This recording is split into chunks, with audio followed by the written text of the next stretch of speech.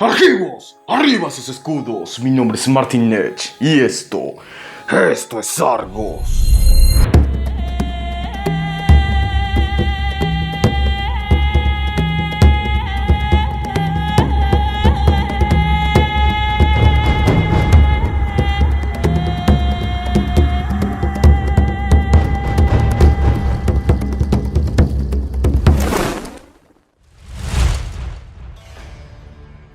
Los héroes de la mitología griega eran personajes ilustres que destacaban del resto por su fuerza, destreza o inteligencia, siendo semidioses en la mayoría de los casos. No siempre eran modelos de conducta y algunos, de hecho, terminaron sufriendo horribles castigos por parte de los dioses. Ya fuesen ejemplos a seguir o no, a los héroes se les rindió culto después de muertos.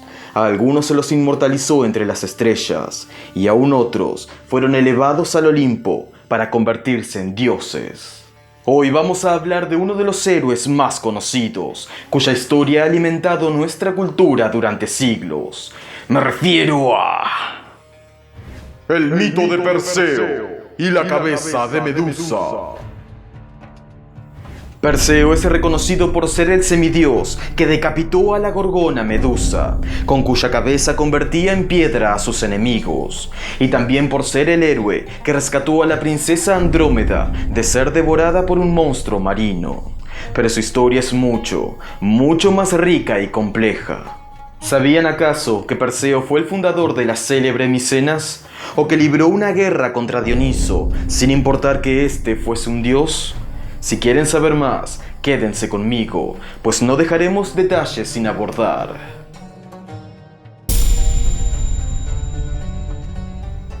El rey de Argos, Acrisio, estaba preocupado porque no podía engendrar un hijo varón que le sucediese en el trono.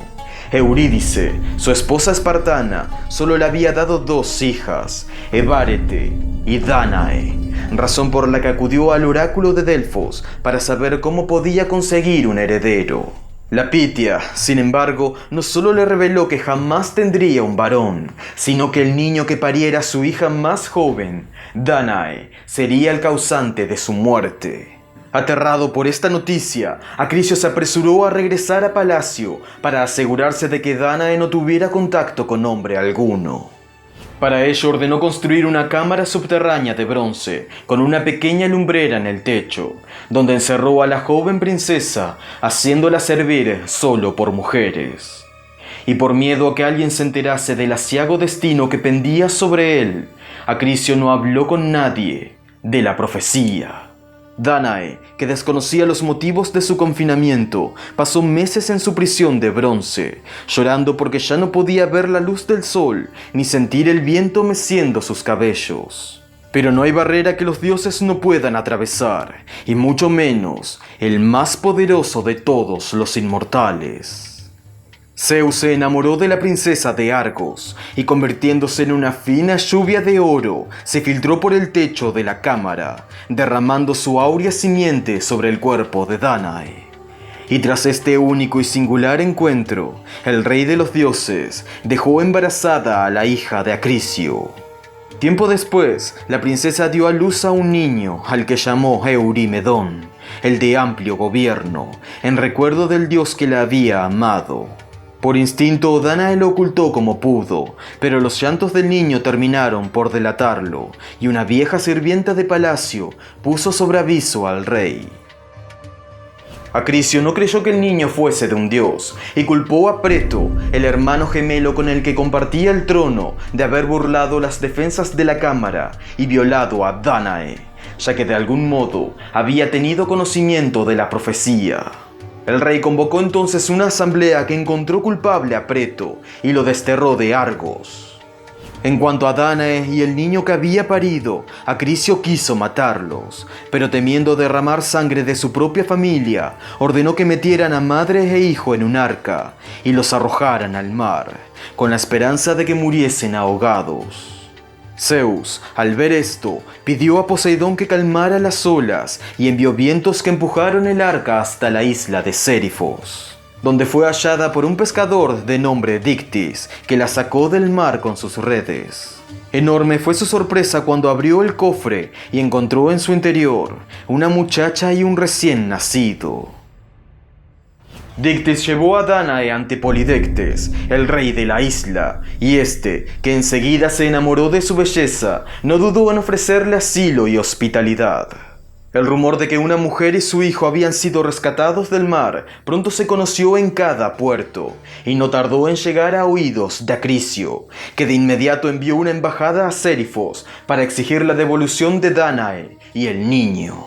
Polidectes se negó rotundamente, alegando que la muchacha era una fugitiva a la que había jurado proteger. Pero para aplacar la ira de Acricio, al que no convenía tenerlo como enemigo, le prometió que mantendría al niño ignorante de su verdadera identidad, razón por la que le cambió el nombre que su madre le había dado por el de Perseo, y lo recluyó en el templo de Atenea para que fuesen las sacerdotisas quienes lo criaran. Acricio no se fió de las palabras de Polidectes y pensó en atacar Sérifos, pero por aquellos días su hermano Preto regresó a la Argólida a la cabeza de un gran ejército y le declaró la guerra, distrayéndolo con preocupaciones más apremiantes. El destino se movía, pues, en favor de Dánae y su pequeño hijo.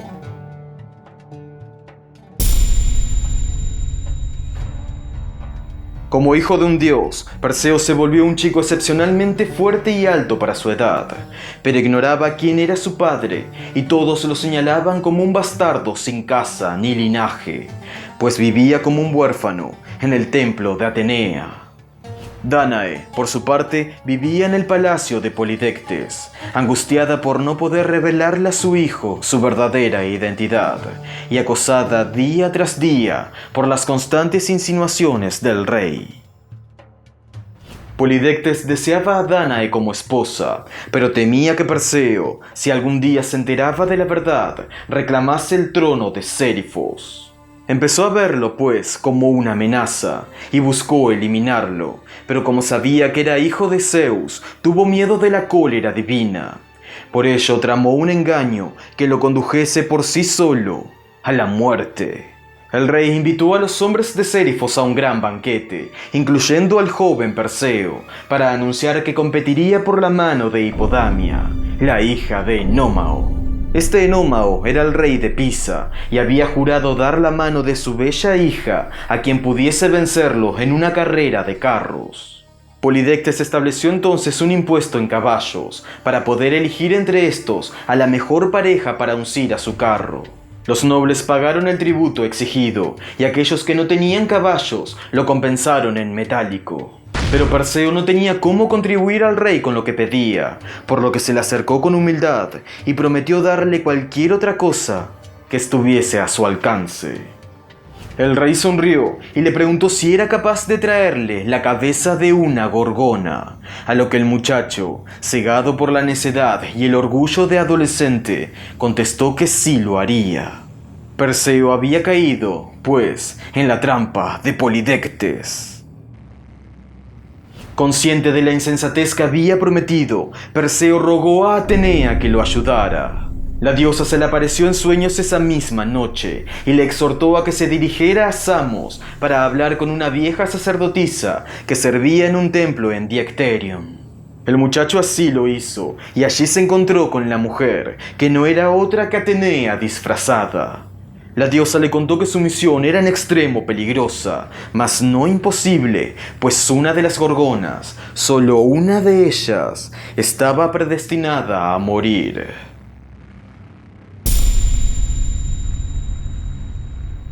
Polidectes había desafiado a Perseo con traerle la cabeza de una gorgona, y el muchacho había recogido el guante. Pero, de haber sabido qué clase de monstruo debía enfrentar, lo más probable es que hubiese desistido al instante. Las gorgonas eran unas criaturas tan horrendas como antiguas, descritas como mujeres aladas con colmillos de jabalí, garras de bronce y serpientes en lugar de cabellos, con la facultad de convertir en piedra a todo ser vivo que las mirara a los ojos. Eran hijas del dios Forcis y del monstruo marino Ceto, lo que las emparentaba con las grallas y, según algunas versiones, también con las sirenas. Tal como muchas otras entidades antiguas, formaban una tríada, conocidas como Steno, Euríale y Medusa. Existe, sin embargo, una versión tardía, en la que una de ellas no siempre fue un monstruo, sino una bella muchacha que sufrió la injusta ira de los dioses. Medusa, cuyo nombre significa la guardiana, era una sacerdotisa que servía en el templo de Atenea en Dicterion, y como tal, había jurado permanecer siempre virgen, como la diosa a la que adoraba, a pesar de que no había quien se resistiera a su mirada. Sin embargo, en una tierra insular, nada escapaba de la vista de Poseidón, y menos la belleza de una muchacha. El dios intentó primero cortejarla, pero como Medusa se negó a renunciar a su castidad, la persiguió hasta el interior del templo y, sin importarle la inviolabilidad del recinto, la ultrajó frente a la imagen de Atenea. La sacerdotisa imploró la ayuda de su señora, y ésta no se hizo esperar. Pero, ni bien Atenea bajó del Olimpo, oyó sus gemidos y se sintió asqueada y defraudada. Expulsó violentamente a Poseidón de su casa y luego desquitó su ira con Medusa, más allá de su inocencia, más allá de su dolor.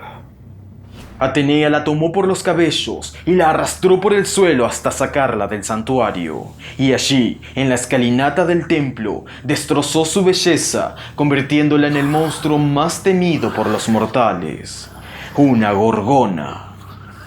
Si antes nadie se resistía a su mirada, ahora nadie sobreviviría. Maldecida, condenada y expulsada, Medusa se alejó de las ciudades de los hombres, vagando por montañas, ocultándose en cuevas, yendo cada vez más hacia el ocaso, hasta que un día se encontró con las otras gorgonas, Steno y Euríale, que la reconocieron como hermana y le permitieron vivir con ellas. Wow. Antes de continuar, es mejor hacer una aclaración. Hemos visto que las gorgonas tenían en realidad este aspecto alado y terrible. ¿Por qué entonces la imagen que todos tenemos de Medusa se parece más bien al de una bella mujer con cabellos de serpiente? En un primer momento, las gorgonas fueron un espanto supremo para los griegos, y por eso se esforzaron en describirlas realmente terroríficas. Pero en algún momento entre los siglos V y IV antes de la era común, la figura de Medusa, poco a poco, empezó a ser vista más como una víctima y no como un mero trofeo del héroe. Esto llevó a que la gorgona dejase de ser representada como un monstruo que debía ser eliminado y pasase a ser una bella mujer que no se merecía el final que veremos. Por otra parte, el hecho de que tuviese la parte inferior de serpiente, aunque es la imagen que la mayoría tiene de Medusa, es, más bien, una licencia relativamente moderna.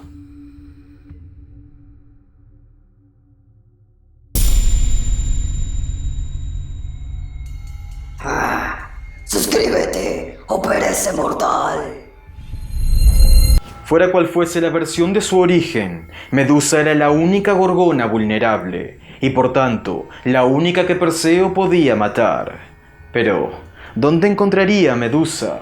¿En qué rincón del mundo se encontraba la guarida de las gorgonas?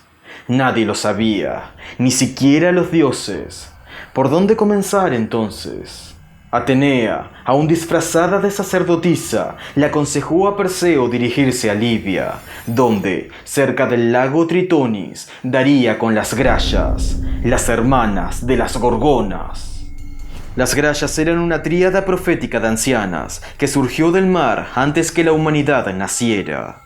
Se llamaban Enio, Dino y Pefredo, y compartían entre las tres un único ojo para ver y un único diente para comer, talismanes ambos que le otorgaban la inmortalidad y el don de la adivinación.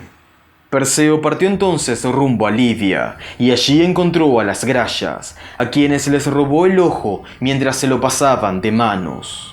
Desesperadas por la pérdida del talismán, las ancianas se doblegaron ante la voluntad de Perseo y contestaron las tres preguntas que el héroe les formuló. Lo primero que Perseo quiso saber fue dónde encontrar a las gorgonas, Y Dino le respondió que en el extremo occidental del mundo, cerca del jardín de las Hespérides. Después les consultó cómo podría matar a Medusa, y Enio le reveló que solo las armas de los dioses lo ayudarían. Por lo que finalmente preguntó dónde hallaría tales armas, y Pefredo contestó que las náyades del Estigia se las darían. Perseo devolvió el ojo a las grallas después de sacarle toda la información que necesitaba.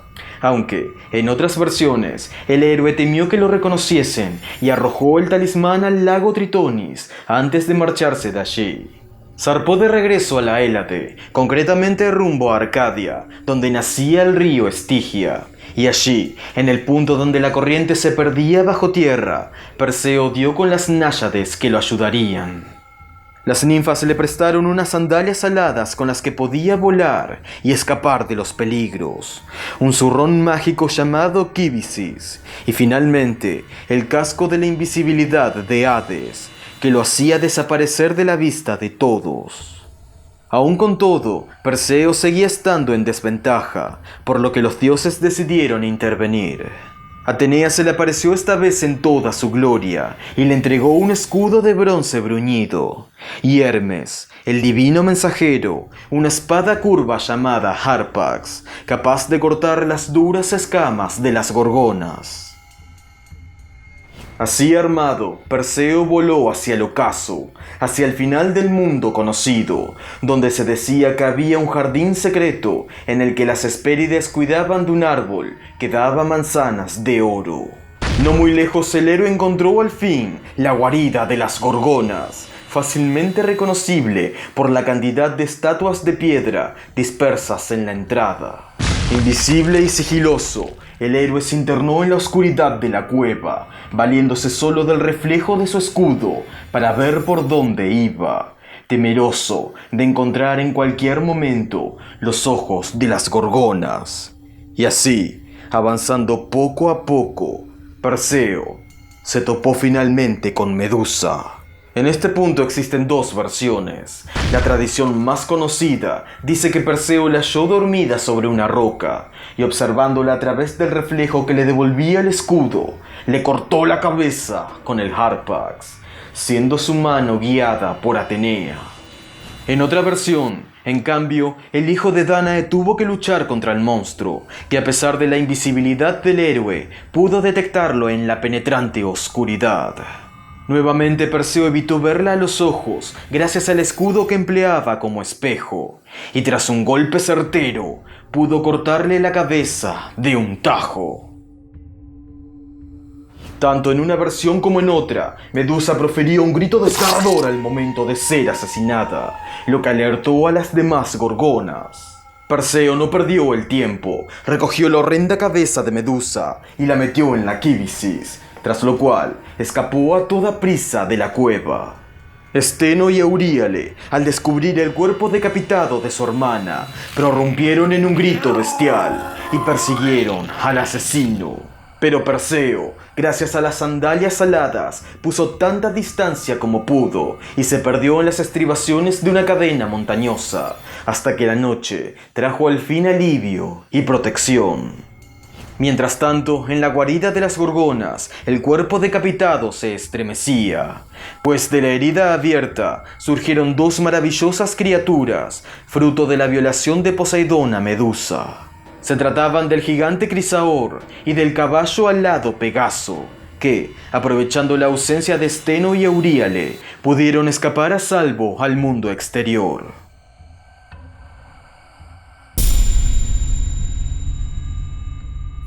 Cuando el sol se elevó por oriente, Perseo recobró el valor necesario para continuar su huida, mas en su vuelo vio a lo lejos una enorme silueta que le llamó la atención, y, lleno de curiosidad, se acercó a ella. Se trataba del titán Atlas, arrodillado sobre la cima de la montaña más alta de Libia y sosteniendo sobre los hombros el descomunal peso del firmamento. Atlas había sido el titán que capitaneó las fuerzas de Cronos durante la titanomaquia, por lo que, acabada la gran guerra de los dioses, y habiendo sido los titanes derrotados por los olímpicos, Atlas fue condenado como los demás a un castigo eterno. Pero mientras los otros titanes fueron encerrados en la desesperante oscuridad del Tártaro, Zeus reservó a Atlas otra clase de tormento: sostener por siempre el peso de los cielos, ya que después de la guerra el firmamento había quedado tan debilitado que amenazaba con desplomarse y destruir todo lo que yacía por debajo. Perseo, al verlo tan grande y poderoso, le suplicó que lo protegiera de las gorgonas que lo perseguían. Pero el titán reconoció no solo la divinidad que había en él, sino la esencia del dios que lo había condenado. En otras palabras, Atlas lo reconoció como hijo de Zeus e increpó a Perseo con terribles palabras. Además, el titán había tenido noticia de un oráculo que presagiaba la venida de un hijo de Zeus, que saquearía el jardín de las Hespérides, el sagrado recinto de las ninfas del ocaso. El oráculo se refería a Heracles, pero como éste aún no había nacido, Atlas lo confundió con Perseo y amenazó con llamar a vivas voces a las gorgonas. Perseo no quiso arriesgarse, y recordando el poder de las gorgonas, sacó del zurrón la cabeza de Medusa y se la enseñó al titán, que de inmediato comenzó a convertirse en piedra, fusionándose con la cordillera a la que daría nombre y anclando el firmamento para siempre. De este modo, Perseo se volvió el único mortal que pudo acabar con un titán, aunque cabe mencionar que en otras fuentes, Atlas seguía con vida cuando, 4 generaciones después de Perseo, Heracles llegó para robar las manzanas de oro. Perseo dejó atrás la inmensa mole de piedra en que había convertido a Atlas y voló rumbo a Oriente, siempre temeroso de que las gorgonas lo alcanzaran. Pero, para fortuna del héroe, Steno y Euríale jamás lo encontrarían. Se cuenta que durante su paso por Libia, incontables gotas de la sangre de Medusa se filtraron por el zurrón y salpicaron las candentes arenas del desierto, dando origen a las anfisbenas, unas serpientes muy venenosas que tenían una cabeza en cada extremo.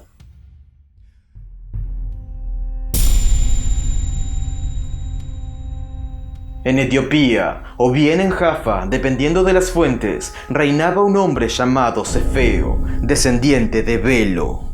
Este Cefeo estaba casado con una mujer árabe llamada Casiopea, que lo había hecho padre de una niña tan hermosa que arrancaba suspiros en todo aquel que la contemplaba. Dicha niña respondía al nombre de Andrómeda. La belleza de Andrómeda hizo que muchos nobles del reino se disputaran su mano, por lo que Cefeo, previendo que la elección de un yerno no traería sino desgracias, decidió comprometerla con un hermano suyo llamado Fineo. Pero la reina Casiopea no estuvo de acuerdo con esta decisión y dijo que Andrómeda merecía ser desposada por un dios, pues era más hermosa que todas las Nereidas juntas. Las propias Nereidas, al oír esta blasfemia, se quejaron ante Anfítrite, que enseguida exigió a su esposo Poseidón que castigara tamaña insolencia.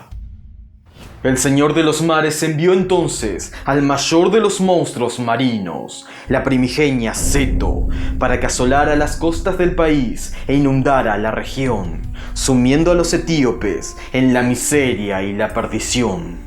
Cefeo, incapaz de comprender el motivo de semejante desgracia, envió una embajada al oráculo de Siwa para saber cómo aplacar la ira de los dioses. Y allí los sacerdotes revelaron que el país solo se salvaría si el rey ofrecía a su hija como ofrenda para el monstruo. Cefeo se negó a sacrificar a Andrómeda y por mucho tiempo la protegió de la chusma que, enterada del oráculo, presionaba al rey para que hiciese lo que debía. Pero la situación empeoró con la aparición de una peste, y al final Cefeo no tuvo más alternativa que ceder ante lo inevitable. Y así, contra su voluntad, encadenó a Andrómeda a una roca en la playa para que el monstruo la devorara al subir la marea. Fue entonces cuando Perseo llegó al país de los etíopes y divisó a la joven princesa, encadenada y abandonada. Su belleza y desgracia no le fueron indiferentes, y al ver un montón de personas reunidas no muy lejos de allí, se acercó a ellos. Al enterarse por boca del rey de lo que estaba sucediendo, Perseo prometió rescatar a la muchacha si a cambio se la daban en matrimonio, cosa que Cefeo, esperanzado con la salvación de su hija, no dudó en aceptar. El héroe se encaramó a la roca de Andrómeda y esperó hasta que la salida de la luna hiciese subir la marea, trayendo consigo el horror. El monstruo no se hizo esperar, y al ver a la muchacha ofrecida como sacrificio, se arrastró hasta ella para devorarla. Perseo saltó entonces sobre la enorme criatura, hiriéndole el lomo con la espada y tiñendo el mar con su sangre. Pero por mucho que atacaba no conseguía matarla, y es que Ceto era tan antigua como inmortal, por lo que al final recurrió otra vez a la cabeza de Medusa. Perseo gritó a Andrómeda que hiciese la vista a un lado, y justo antes de que la criatura cerrase las fauces sobre ella, sacó la horrenda cabeza del zurrón y la interpuso entre el monstruo y su presa. Ceto retrocedió al reconocer el espanto, pues las gorgonas eran sus hijas, mas eso no la libró de su final, y su enorme cuerpo se convirtió en piedra, volviéndose uno con los arrecifes de la costa. El héroe desencadenó a la princesa y la llevó en volandas hasta tierra firme, donde se reunió nuevamente con sus padres. Cefeo, sumamente agradecido, besó la mano que había salvado a su hija y juró que honraría su palabra de desposarlo con Andrómeda. Las nupcias se celebraron pocos días después y todos los nobles del reino fueron invitados al banquete.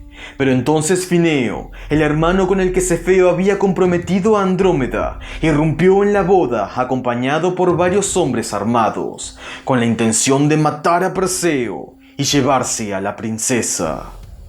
Hubo entonces gran confusión en palacio y el banquete devino en matanza. Perseo luchó con bravura, pero los partidarios de Fineo pronto lo abrumaron, por lo que no tuvo más remedio que sacar la cabeza de Medusa y exponerla frente a sus enemigos, que enseguida quedaron petrificados. Superado este episodio y finalmente consumado el matrimonio, el héroe le dijo al rey que debía regresar cuanto antes a Sérifos. Cefeo no puso reparos, y tras conseguirles una nave, Perseo y Andrómeda zarparon rumbo a la Hélade para entregar la cabeza de la gorgona a Polidectes.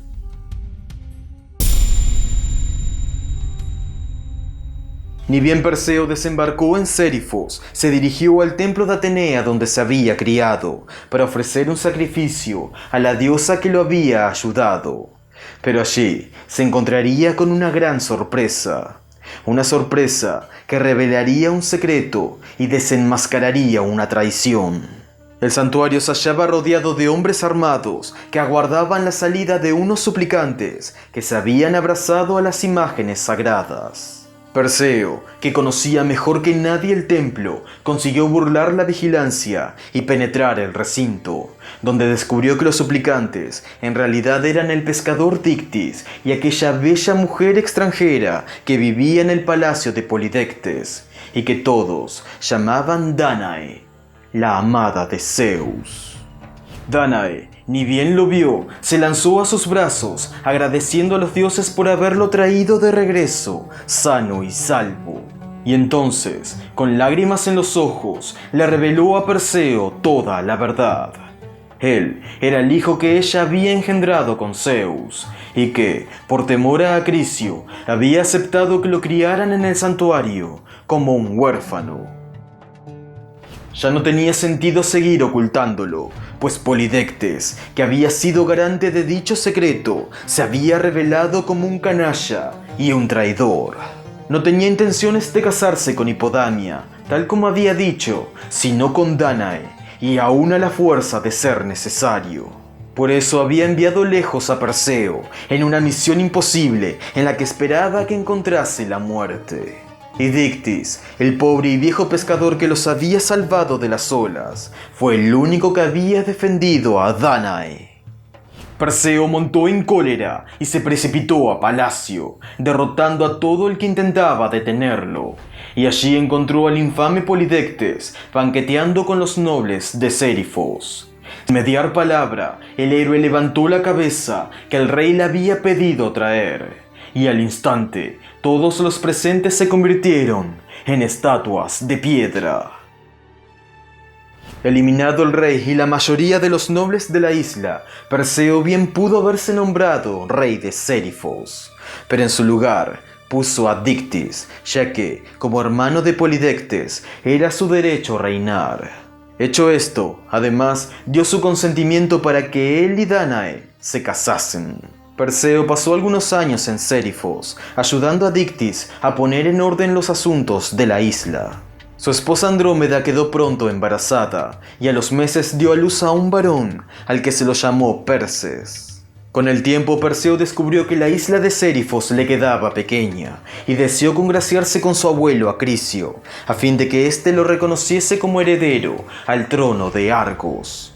Por esta razón decidió zarpar rumbo a la Argólida para encontrarse con sus raíces. Andrómeda fue con él, pero dejó a su pequeño hijo Perses para que Dánae lo criase como sucesor de Dictys. En otras versiones, en cambio, el joven Perses heredaría no el trono de Sérifos, sino el de su abuelo Cefeo en Etiopía. Antes de partir de la isla, Perseo devolvió todos los objetos que los dioses le habían prestado para llevar a cabo su empresa. Las sandalias aladas, el casco de Hades, la espada de Hermes y el escudo de Atenea, del que se dice que en su reflejo quedó representado el aspecto de la gorgona decapitada. Solo conservó el zurrón para guardar en él la cabeza de Medusa.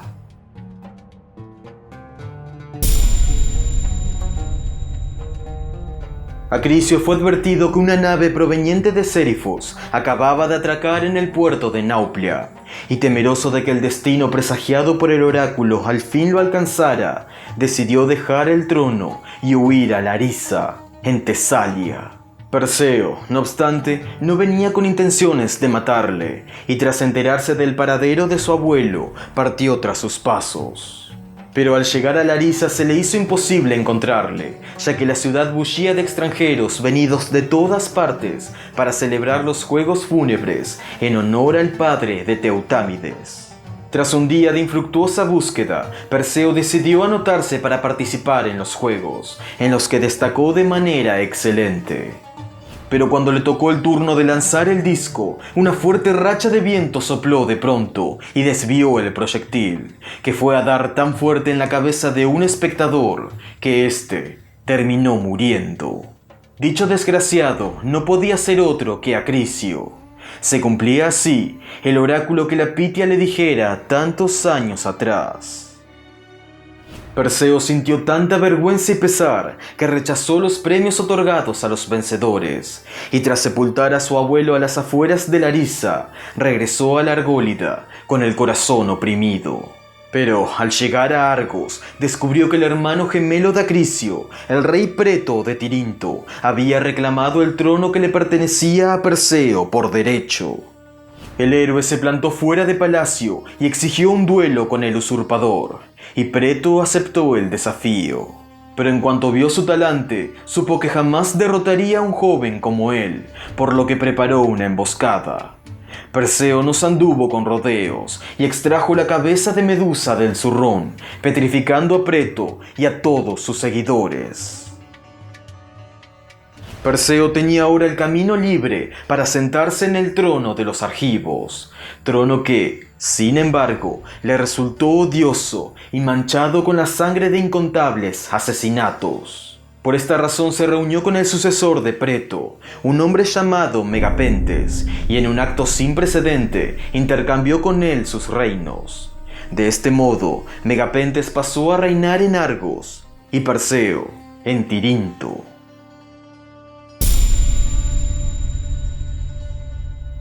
Perseo reinó en Tirinto algunos años, pero pronto sintió la necesidad de asentarse en otro lugar, no tanto por la situación estratégica en la que se hallaba la ciudad fundada por Preto, sino porque allí tampoco llegó a sentirse cómodo. La carga de tantos muertos pesaba en su conciencia y en el cetro que portaba.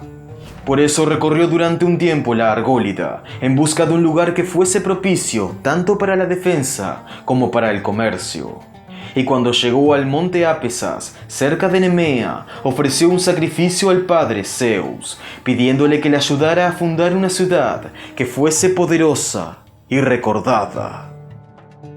De regreso a Tirinto subió una colina en la que esperaba encontrar una fuente de agua, mas en la cima no encontró sino un hongo solitario. Frustrado, el héroe lo arrancó de un jalón, pero he aquí que en su lugar empezó a brotar milagrosamente un manantial. Perseo supo entonces que aquel era el lugar indicado por los dioses para que fundara su nueva ciudad, a la que llamó Micenas, justamente por el hongo que había encontrado. Existe, sin embargo, una versión diferente. Cuando Perseo llegó a la cima, quiso ofrecer un sacrificio a Zeus, y al desenvainar su espada para degollar a la víctima, el pomo de la empuñadura se aflojó y cayó al suelo. Comprendió que aquello era una señal y decidió fundar Micenas, cuya etimología puede venir tanto de hongo como del pomo de una espada. Perseo construyó allí su palacio y un santuario para Zeus y Hera, y según la tradición, se hizo traer 2 cíclopes de Sérifos para que levantaran las imponentes murallas, que por estos gigantes de un solo ojo serían conocidos como muros ciclopios. Perseo pasaría a gobernar su porción de la Argólida desde Micenas, emplazada estratégicamente a medio camino de Argos con su templo a Hera y de Nemea con su templo a Zeus, conectándose además con la ruta que llevaba a Corinto y Sición. Con todo, Perseo no se desprendió de Tirinto, a la que reservó para sus herederos.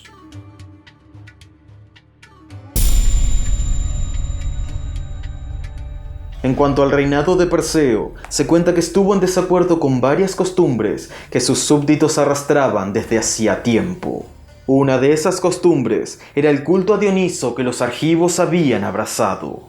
Perseo lo consideraba perjudicial para el pueblo, así que se reunió con los otros 3 reyes de la Argólida, Megapentes, Antífates y Tálao, para decidir su prohibición. A pesar de que ninguno quiso abolir el culto báquico por temor a la ira del dios, la sola presencia de Perseo fue suficiente para que éste impusiera su voluntad. Y así, la adoración a Dioniso fue suprimida en el país. El dios, como era de esperar, no encajó nada bien este rechazo y preparó un gran ejército formado por ménades de las islas para invadir la Argólida. Estas ménades recibían el nombre de alias por provenir de tierras costeras y eran comandadas por una mujer llamada Corea, pese a que en las huestes báquicas también se encontraba Ariadna, la esposa de Dioniso.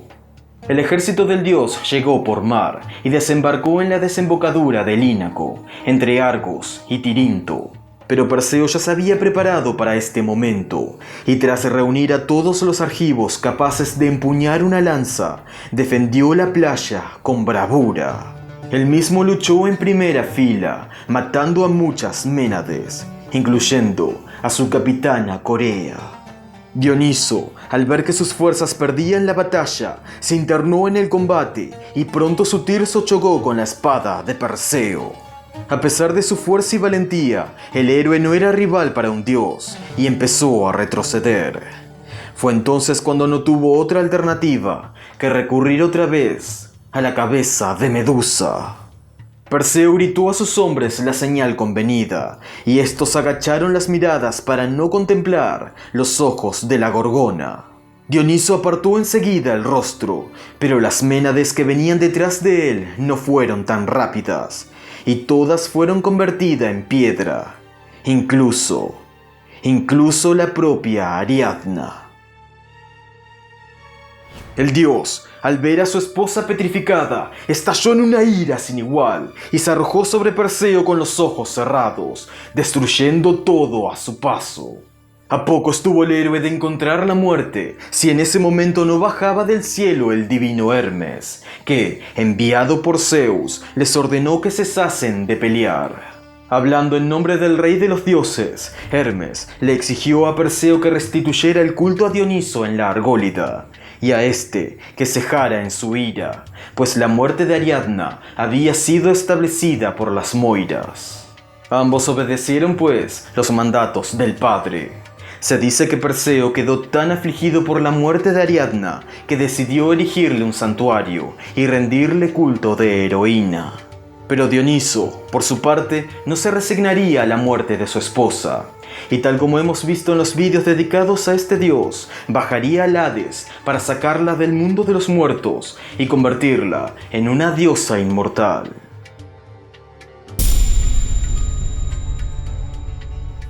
Tras la muerte de Ariadna, Perseo comprendió que era hora de deshacerse de la cabeza de Medusa, por lo que se embarcó rumbo a Samos para hablar con la sacerdotisa que lo había iniciado en sus aventuras. Una vez en el templo, la sacerdotisa, que siempre había sido Atenea disfrazada, le dijo que depositara el espanto en el altar, donde se hallaba el escudo de la diosa. Al hacer esto, la cabeza de la Gorgona, o Gorgoneion, quedó por siempre fijado en su reluciente escudo. Libre al fin de semejante horror, Perseo regresó a Micenas, donde reinó en paz muchos años, gozando de la fama que le precedía y de los honores que recibía allí donde iba. Con Andrómeda tuvo, además de Perses, otros 8 hijos más, 6 de ellos varones. Electrión, el mayor, le sucedió en el trono de Micenas, y Alceo, el segundo, en el de Tirinto. De su heroico linaje saldrían numerosos e ilustres personajes, destacándose, claro está, Heracles, el mayor de los héroes griegos. Perseo murió a edad avanzada, y sus restos fueron elevados a las estrellas para formar la constelación que lleva su nombre, ganando así la inmortalidad. Y por voluntad de Atenea, también Andrómeda fue puesta en el firmamento, para que acompañase por siempre al héroe que la había salvado y amado toda su vida. Y aquí termina el mito de hoy. La próxima vez que nos reunamos para hablar de mitología, veremos la historia de Beleroфón, el héroe que domó al Pegaso. Si les gustó el contenido, háganmelo saber con un like, comentando aquí abajo o compartiéndolo en sus redes. Suscríbanse al canal y no olviden activar la campana de notificaciones. Y recuerden, Troya arde, hoy y siempre. Yo soy Martin Nech. Kairet.